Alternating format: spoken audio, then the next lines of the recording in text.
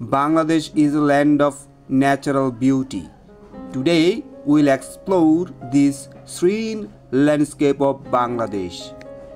At the same time, we'll learn some English sentences and expressions. Look at this farmer. He is plowing the field with a traditional plow. He is plowing the field. Here, children are playing by the river. You can also say the children are enjoying themselves by the river. The children are enjoying themselves by the river. These women are weaving baskets. In English, we say they are weaving baskets with care. They are weaving baskets with care. This fisherman is casting his net into the river.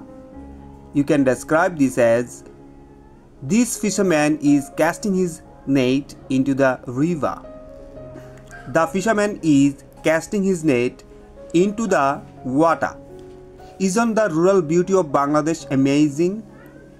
Let's end with this peaceful sunset.